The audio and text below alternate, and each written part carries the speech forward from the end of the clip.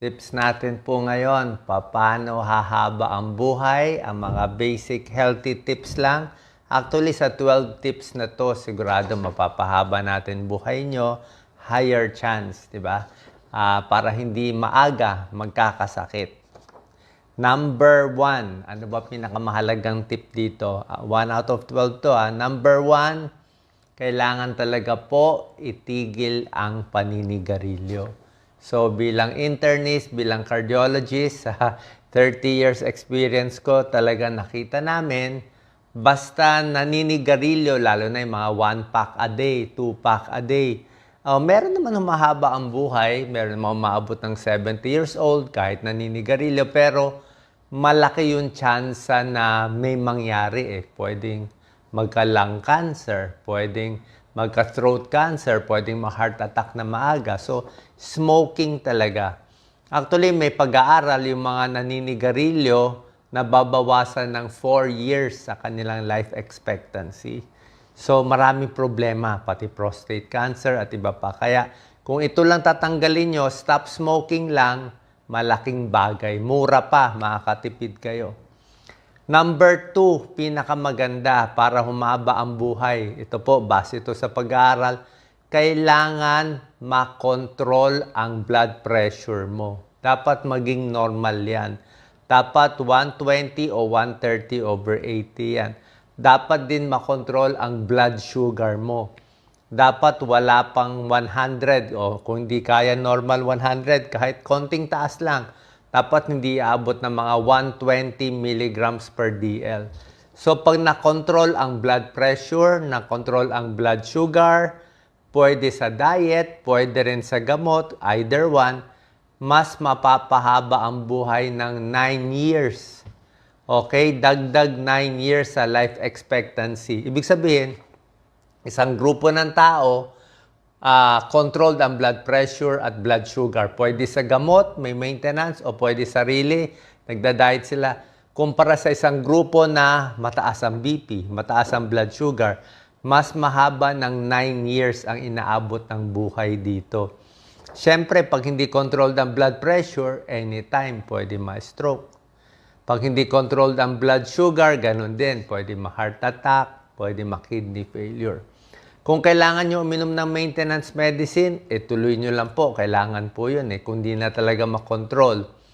Pero kung gusto nyo natural ways, bawas asin, okay, huwag magpapataba, bawas sa mga junk foods, fast foods. Alam nyo na naman sobrang tamis na iinumin, sobrang maalat, yung paborito nating mga kababayan natin, lahat ng luto natin maalat Mahilig sa restaurant, kumain sa labas, sigurado maalat, kaya sa bahay na lang. So, yan ang number 2. Control blood pressure, blood sugar. Yung cholesterol, mahalaga din, pero mas mahalaga itong dalawa. Ito talaga yung pinaka-kinokontrol. Number 3, para mas humaba ang buhay, umabot ng senior at mas mahaba pa, dapat healthy eating. Okay? Dito sa healthy eating, pwede tayo mag-focus sa may tinatawag na rainbow eating Ano yung rainbow eating? Ang rainbow eating, ginawa ng Diyos, mas maraming makulay sa pagkain mo, mas maganda. Ganyang ginawa ng Diyos yung, rainbow? Red. Yung mga red na pagkain. Red, orange, yellow, Roy G. Biv, di ba? Red, orange, yellow, blue, indigo, violet. Red, ano yung mga red? Kamatis, red. Apple, red, yan, very healthy yan. Orange colored, ano ba? Mga orange, citrus fruits, di ba? Vitamin C. Orange color, ano pa? Carrots, di ba? Sobra healthy carrots, anti-cancer. Kalabasa, di ba? Kamote, medyo orange na rin, di ba? Yellow, ano ba yellow? Mga healthy na yellow foods. Mga patatas, yellow, pero hindi. Corn, pwede rin pa konti-konti. Basta mas makulay, mas maganda. Green, syempre, green leafy vegetables. Mas green, malunggay, very green. Yan, di ba? Kangkong, very green. Spinach, very green yan. Yan, mga magaganda, mga talbos. Di ba? Blue, ano yung mga blue? Talong. Talong is blue color, di ba? Okra, green din. Ampalaya, green, favorite ko. So, mas makulay, mas maganda yan. Okay? Lalo na yung kamatis. Very healthy yan. So, mga healthy eating, sa prutas, sa akin, mga ilang prutas lang kainin mo, okay ka na eh. Mansanas, saging, tsaka mga citrus, mga dalandan, kalamansi, pwede na yan, pongkam. Basta meron kang dalandan, orange, vitamin C, tapos may saging ka, may mansanas ka, medyo solve ka na dito. Medyo okay na yan, plus 3 years na yan. So, healthy eating, importante, number 3. Bago tayo pumunta sa number 4, meron pala isang tip na maganda. Kung ang magulang mo pala ay magulang o lolo-lola ay lampas 80 years old. Okay? Lalo na kung lampas 90 sila. So, kung meron kayong lolo-lola na lampas 80, lampas 90, magandang panalo yun sa'yo. Madadagdagan din ang buhay mo. Kasi nga, nasa dugo eh. Nasa genes eh. Di ba? Hindi ka ba nagtataka? Bakit may mga pamilya ang aga-aga, 50 years old, nagkaka-cancer? O ba't may ibang pamilya at 80 years old, nagkaka-liver cancer? So, nasa lahi. Ba't yung magulang, ang taas ng cholesterol, yung bata, meron din. Ibig sabihin, namamana mo eh. Kasama yon genetic. Eh. So anyway, counted din yan sa haba ng buhay. Number 4 tip out of 12, siyempre, simple lang to ha. Mga mura at simple, uminom ng maraming tubig. Diba, yan ang turo ko sa inyo. At least 8 baso hanggang 10 basong pwedeng tubig or fluids. Kung ayaw nyo ng puro tubig, pwede konting tsaa. O konting kape kung gusto nyo, konti. Pero mas maganda tubig para hindi nakakataba. Okay? Para saan ang tubig? Ang dami. Para hindi magka-kidney stones, hindi magka-kidney failure, hindi magka-dialysis. 'Di ba? Para gumanda yung sa bituka. 'Di ba? Maraming tubig, pwede rin sa balat 'yan, pwede rin sa puso, lahat 'yan maganda. Number 5, ito ang bago natin ngayon. Number 5, pampahaba ng buhay. Kailangan maayos ang mental health natin ngayon. Ito yung bago sa makabagong panahon.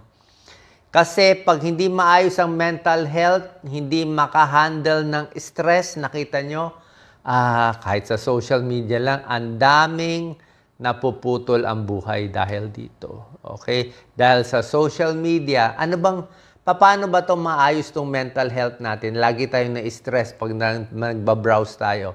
Ito lang po. Number 5, handle stress is huwag ikumpara ang sarili sa iba. Don't compare yourself to others. Pwede mo silipin yung gawa ng iba. Pwede mo ma-appreciate. Ay, magaling siya. Marami siyang pera. Pero, oo nga, marami siyang pera. Pero pwede mo naman sabihin, hindi naman pera mahalaga sa lahat. Eh. Di ba? Huwag mo ikumpara yung sarili mo sa pinapakita nila sa post nila. Kung may nakita kang kaibigan mo o classmate mo, maganda pamilya ko no, mayaman ko no, nasa abroad ko no, ang daming gamit. Yun yung pinapakita niya na panlabas niya eh. Di ba? Iba naman yung panlabas niya eh. Di ba? Hindi natin alam kung ano panloob niya. Malay mo, nag-chicks yung asawa. Di ba? Hindi mo alam yung panloob eh. Diba? Huwag mo ikumpara yung panloob mo na malungkot ka doon sa panlabas nila. Hayaan mo, kung sabihin mo gano'ng kaganda. Siyempre, show yun eh. Diba? Yung iba hindi naman nag-show. So, huwag mo i-compare kasi nga may stress ka lang. Okay? Pwede mo lang tingnan sarili mo. Ito lang, happy na ako dito. Kung mayaman yung ibang tao, swerte yung ibang tao, okay yun. Kung yung anak niya, first honor lagi, magaling, okay yun. Masunurin, okay yun, di ba? Hayaan na natin sila. Kasi pag kinompare mo sarili mo, dyan papasok ang nervyos, lungkot. Kung merong mga Facebook page o mga account na pag nakita mo, naiinis ka, di wag mo muna puntahan. Okay? Kasi mental health ngayon, delikado. Oras na masira mental health mo, tuloy-tuloy na yan. Abuse, stress, magkakasakit, umikli ang buhay. Yan ang kalaban natin ngayon. Pero mo, may mga tao super healthy, ha? O, super healthy, pero pag nasira mental health, bagsak agad, eh. Diba? Kasi utak, napakahalaga. Kaya dapat steady lang, stable lang. Number 6, ito, pampahaba ng buhay. Akin lang to itong mga number 6. Avoid risky behavior. Kasama to sa mental health. Kasi nga, pag depressed ka, pag inis ka, mayroon malungkot ka sa buhay, parang walang saysay, puro traffic, 'di ba? Wala kang mapuntahan. Gagawa ka ng risky behavior. Hahanap ka ng adrenaline. Baka mag-racing ka, o mag-wild ka, o baka mag-video ka ng mga kung ano-anong mga risky na delikado, na medyo illegal, 'di ba? So, lahat 'ng mga reckless behavior, delikado. Okay? Reckless, yung mga seatbelt, helmet, hindi ka maingat sa sarili mo, hindi ka na nag-iisip, basta go lang ng go. Kasi nga, inis ako So, delikado, risky behavior. Okay? So, konting ingat. Dapat maingat. Wala naman masama. Pampahaba ng buhay, conscientious. Maingat. Huwag lalabas sa gabi, baka may magnanakaw, kung pupunta sa ibang lugar, mag-ingat. Bahay mo maayos, huwag reckless. Huwag yung tapon-tapon ng gamit, tulog, bahala na bukas kung ano mangyari. Delikado po. Okay? Number 7, syempre pampahaba ng buhay. Dapat may konting lakad-lakad everyday, regular exercise. Okay? Hindi ko naman sinasabi na mag-gym kayo araw-araw. Mahal mag-gym Sa akin, kahit simpleng lakad lang Pero yung style ko kasi, hindi ko inahabol yung 10,000 steps Kung may araw nakaka 8,000, 9,000 steps ako, hingal na ako. Pero pwede po sa senior. Sa senior, kahit 3,000 steps, pwede na 3,000 to 4,000 steps sa senior, pwede na. Tapos daanin mo ng konting weights, di ba? Kasi paalang gumagana Konti sa kamay, light weights, konting push-up, yung wall push-up lang, konting mga stretch, di ba? Konting crunch kung gusto mo. Yung mga light exercise, dapat konti-konti. Yan ang sikreto sa exercise Kung mag-exercise kayo, huwag yung pupunta sa gym biglaan. Hindi po maganda yon. Dapat gagawin nyo konti. Ngayon siguro 2 pounds lang. Sabi mo, nakakatawa ka naman, Doc, 2 pounds. Hayaan mo tumawa siya, 2 pounds. At least dinaandahan mo, 2 pounds, 3 pounds, 4 pounds. Kasi kung binigla mo yan, maraming mayabang, bigla daw, kaya ko, 10 pounds. O kita mo, pag na-frozen shoulder. Pag na-frozen shoulder ka, o na-tear mo yan, 3 buwan yan, di gagaling. Okay? 3 buwan yan, di gagaling. So, ano gagawin mo 3 buwan? Wala ka na magagawa. Mag-umpisa ka ng dahan-dahan. Tapos may rest day. Okay?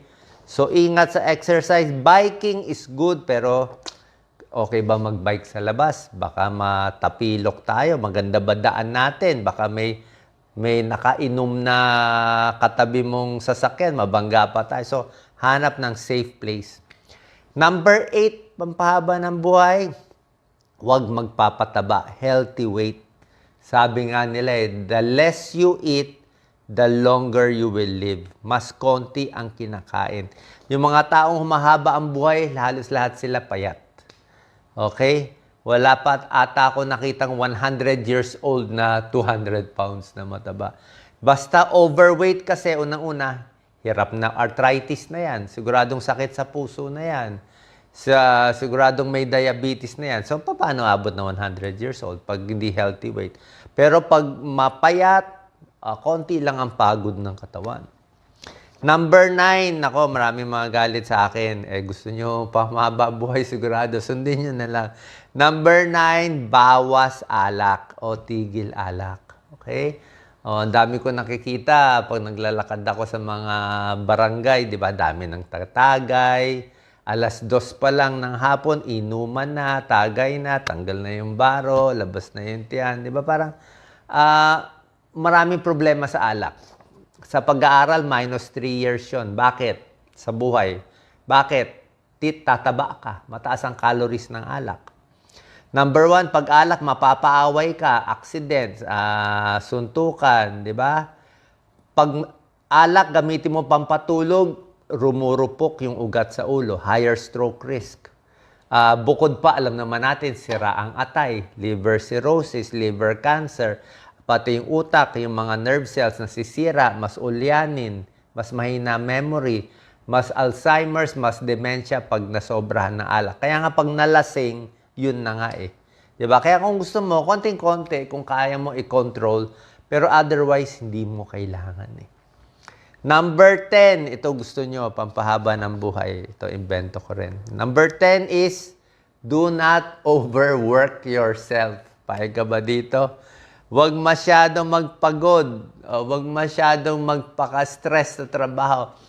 Hindi ko sinabi maging tamad, di ba? Maganda rin naman talaga magsipag, magkayod, di ba? Mag-overtime para kumita ng pera, di ba? Yan ang tinuturo, di ba? Mag-double job ka, mag-triple job ka. Huwag ka na matulog sa gabi, magtrabaho ka pa rin. Kaya lang, parang baka hindi worth it eh. Makakuha ka ng dagdag pera, magkasakit ka, mas malaki pag gastos mo. Diba? Na kumita ka ng 50,000 more a month, nagkasakit ka, isang heart attack, baka 1 million na ang gastos niyan eh. So, wag din i-overwork ang sarili mo. Easy lang. Okay? Ito yung Japanese style, di ba? Konti-konti, dahan-dahan, yung habits unti-unti. Kung yun lang ang kaya ng kita mo, kung kaya mo lang kumita ng let's say 16,000 a month, yun lang ang kaya, di tipid na lang. Diba? Tipid na lang. Kasi nga, kung pipilitin mo mag 30,000 a month, magkakasakit ka naman, di ka matutulog. Worth it ba yun? Diba? Kasi bukod sa overworking, kailangan mo may tulog. Hindi pwede ang katawan walang tulog, walang pahinga. Kasi nga, mental health yan eh. Okay? Pwede magsipag habang malakas, pero dapat may limit din. Number 11 out of 12, very important.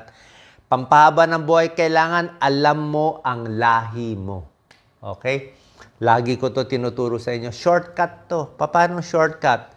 Ano lahi mo? Nanay mo, tatay mo, ano sakit nila? Meron ba na heart attack na maaga?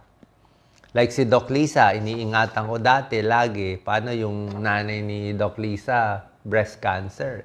Age 50 years old. So bata yon, 50, breast cancer, namatay. So isabihin, meron na sa dugo niya na pag namana niya yon at hindi niya namana sa tatay niya, pwede siya magka-breast cancer at age 50. So, dapat ngayon pa lang. So, pag alam mo may history kayo ng breast cancer, maaga pa lang. No smoking, kumain ka ng maraming carrots, 'di ba? Iwas ka na sa karne, uunahan mo na. 'Di ba? Uunahan mo na. Kung may lahi kayo ng heart attack na maaga, uunahan mo na. Dapat mas maingat ka na, mas bata pa. So, cancer history. Sa amin, may lahi kami ng mga liver cancer eh. Sa mga ninuno ko, mga 3, 4 eh. Puro liver cancer. Pero, liver cancer nila mga 80s o 90s na. 80 years old to 90. So mga ganon. So, mga 80s na. So, meron pa rin. Kaya iingatan. So, know your family history para makita mo ang future. Parang manguhula tayo. Number 12, syempre, pampahaba ng buhay, kailangan may check-up, di ba? Okay, bukod sa basic check-up sa blood pressure, actually, yung heart rate din, very important, yung tibok eh. Ako nga, medyo bumibilis na nga yung tibok ng puso ko. Pag tumatanda, mas mabilis na ang tibok. Mas mahina na siya eh. So, dapat yung tibok tama-tama lang. 60 to 80 beats per minute. Baka mas matanda, mas hingal. So, regular check-up, pag lalaki, prostate. Di ba? Marami akong video sa prostate. Ingat tayo sa prostate cancer at hirap umihi.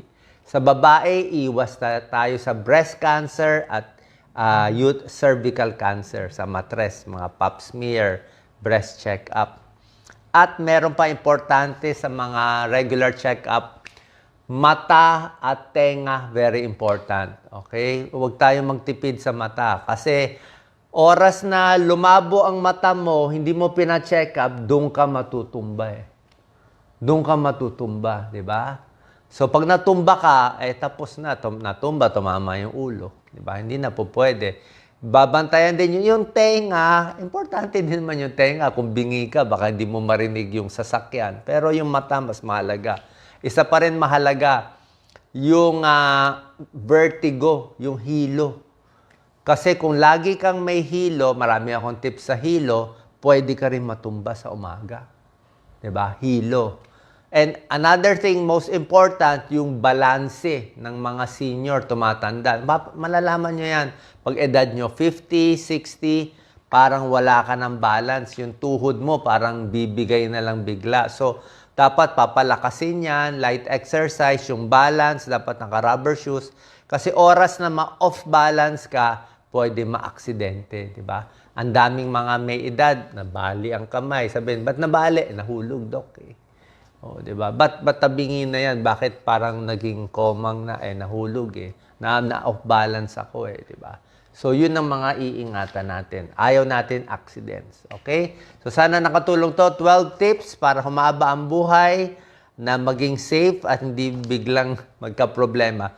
1 to 12, banggitin ko. Number 1, stop smoking. Number 2, blood pressure, blood sugar control. Number 3, rainbow eating, healthy eating. Number 4, maraming tubig, 8 glasses in a day. Number 5, mental health. Ha?